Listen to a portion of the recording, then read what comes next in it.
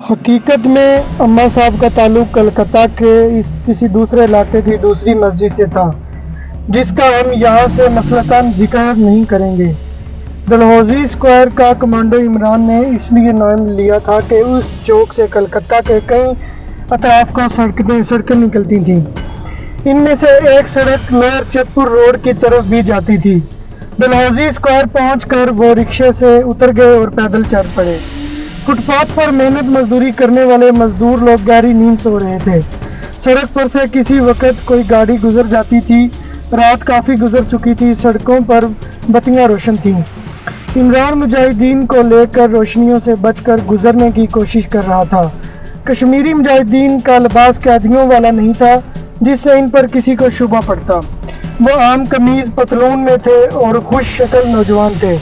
वो इसके साथ तेज तेज चल रहे थे। चतपुर रोड के छोटे चौक में आकर इमरान एक छोटी सी गली में घुस गया। फिर गलियों में से होता हुआ इस मस्जिद के अकब में आ गया, जहां इमाम साहब के हुजरे का पिछला दरवाज़ा था और जिसके बारे में उन्होंने इमरान से कहा था कि दरवाजे की अंदर की कुंडी खुली होगी। वहाँ हल्का सा अंधेरा था। इमरान ने रुककर दरवाजे को ज़रा सा धकेला, दरवाज़ा खुल गया। वो मुजाहिदीन को लेकर हुजरे में आ गया और इसने दरवाज़ा बंद करके कुंडी लगा दी। हजरे में अंधेरा था। थोड़ी ही देर बाद किसी ने नींद भरी आवाज़ में पूछा, आ गए हो? यह इमाम साहब की आवाज़ थी। इमरान ने आहिस्ता से जवाब दिया, जी हाँ। इसके बाद हुजरे की बत्ती रोशन हो गई। इमाम साहब चारपाई के पास खड़े थे। उन्होंने दोनों कश्मीरी मुजाहिदों को गौर से देखा और बोला, तुम लोग यहाँ आराम करो, मैं जाता हूँ। बाहर से ताला लगा जाऊँगा, बाकी बातें सुबह होंगी। इमाम साहब हुजरे का मस्जिद वाला दरवाज़ा खोलकर बाहर सहन में निकल गए और बाहर से ताला लगाते गए।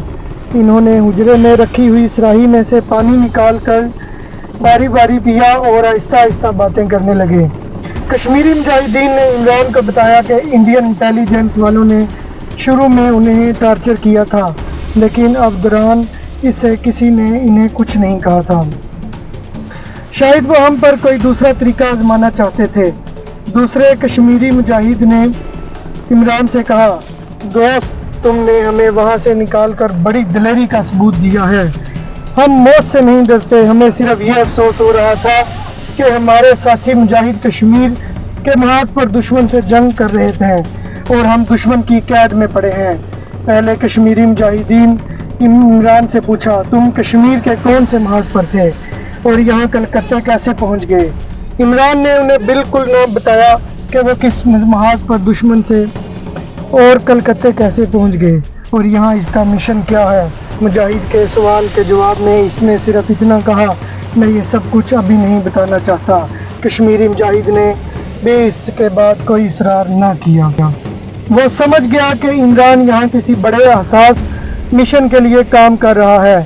थोड़ी देर सोकर उन्होंने बाकी रात गुजार दी। सुबह की अजान के वक़्त इमाम साहब तशरीफ़ ले आए।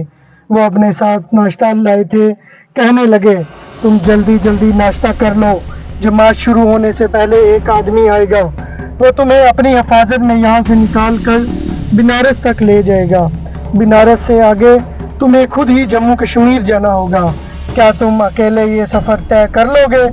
कश्मीरी मुजाहिदों ने कहा, हम यहाँ से भी जम्मू कश्मीर अकेले जा सकते हैं, लेकिन यहाँ हमारे पकड़े जाने का ज़्यादा खतरा है।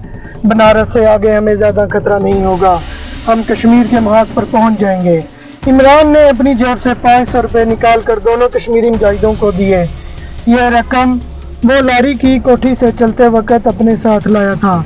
इसने कहा, यह रकम रास्ते में तुम्हारे काम आएगी, तुम बनारस में नए कपड़े खरीद कर भी पहन सकते हो। दोनों मुजाहिदीन जल्दी जल्दी नाश्ता करने लगे। इमाम साहब एक डोल में चाय भी लाए थे। इमरान ने सिर्फ चाय का एक कप पिया। इमाम साहब थोड़ी देर के लिए बाहर चले गए। फजर की अजान हो चुकी थी। कुछ देर बाद जमात खड़ी होने वाली थी। इमाम साहब अपने आदमी को देखने गए थे।